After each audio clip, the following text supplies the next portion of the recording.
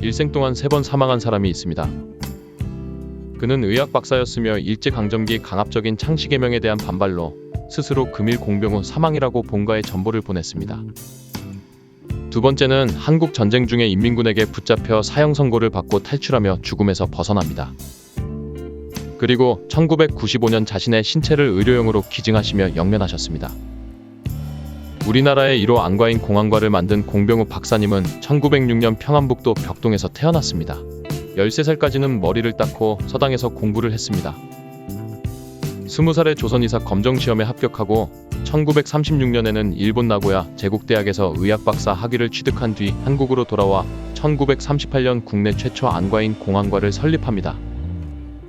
공안과는 우리나라 최초로 쌍꺼풀 수술을 했으며 콘택트렌즈를 국내 최초로 도입하기도 했습니다.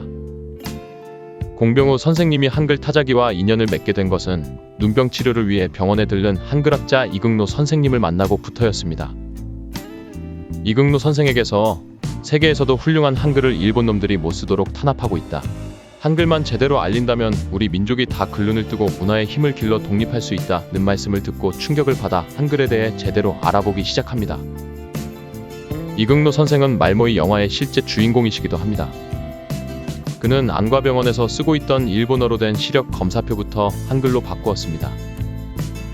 그리고 일본어 책자를 한글로 옮기는 작업을 하면서 한글 타자기의 필요성을 느끼게 되어 직접 타자기 연구를 시작합니다. 박사님은 영문 타자기를 구해와서 모든 부품을 분해해서 구조와 작동 원리를 익히며 한글 타자기를 설계하기 시작했습니다.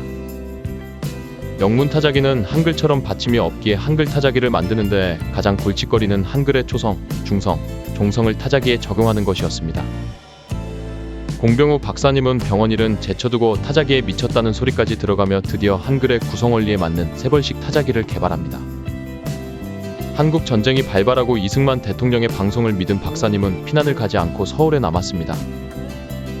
그리고 밀어닥친 인민군대에 의해 정치범으로 감옥에서 총살만 기다리는 기막힌 신세가 되었습니다. 그 이유는 자신이 써준 진단서 때문이었습니다. 1946년 정판사라는 인쇄소에서 조선노동당이 위조지폐를 인쇄해 경제교란을 목적으로 남한에 뿌린 사건이 있었습니다. 이 사건 연루자 한 명이 경찰에서 고문을 당해 눈을 실명당했다며 공안과에 와서 진단서를 부탁한 일이 있었는데 선생님이 진찰해보니 외상이 아니라 당뇨로 실명한 것이어서 사실대로 진단서를 써주었던 것이 문제가 된 것이었습니다. 죽음 직전에서 공병우 박사님은 무료로 사람들의 눈병 치료를 많이 해준 사실들과 자신이 만든 타자기의 설계도를 공화국에 바치는 조건으로 살아나게 되며 인천상 육직후 납북되던 도중에 극적으로 탈출하게 됩니다. 한편 박사님의 세벌식 타자기는 한국전쟁 직전에 미국에서 특허를 받고 시제품 세대를 만들어둔 상태였습니다. 그 세대는 박사님과 주미 대사였던 장면 박사 그리고 원희람 박사로 알려진 언더우드 3세가 각각 사용했습니다. 북한과의 정전협상이 진행될 때 언더우드 박사는 한국전쟁 당시 유엔군 통역장교였고 정전협정문을 공병우 박사님이 만든 공병우 타자기를 이용해 작성하게 됩니다. 특허청은 1999년 공병우 박사님을 세종대왕, 장영실, 이순신, 정약용, 지성령, 우장춘과 함께 역사상 가장 위대한 발명가 7인에 선정했습니다. 그가 만든 세벌식 타자기는 겹받침을 쓸 때 시프트를 안 눌러도 되기에 우리가 많이 쓰는 지금의 두벌식 타자기보다 속도가 빠릅니다. 하지만 이런 장점들과 역사성에도 불구하고 공병우 박사의 초성, 중성, 종성으로 구역을 나눈 세벌식 키보드는 대한민국의 표준으로 선정되지 못했습니다. 1980년 초 대한민국 정부는 한글 입력 방식의 표준으로 오른쪽에 모, 왼쪽에 자음이 배열된 두벌식 키보드를 채택했습니다. 이유는 몇 가지가 있었는데 글자의 크기가 완성형 글꼴처럼 균일하게 나오지 않고 일명 빨랫줄 글꼴이라 불리는 종성이 중성에 매달리는 형태로 타이핑이 되어 예쁘지 않았고 완성된 문서에 받침을 임의로 넣어 문서 위조가 쉽다는 점이 문제로 지적됐습니다. 그리고 이미 두벌식 키보드가 IBM PC의 도입과 함께 많이 보급되어 많은 사람들이 두벌식에 익숙해진 것이 큰 이유였습니다.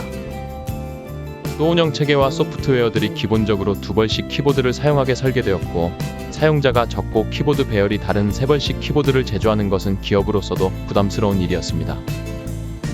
그리고 세벌식이 익숙해지면 두벌식보다 장점이 있었지만 이미 두벌식 배열에 익숙해진 사람들이 세벌식으로 다시 전환하기에는 그 과정이 너무 힘들었습니다.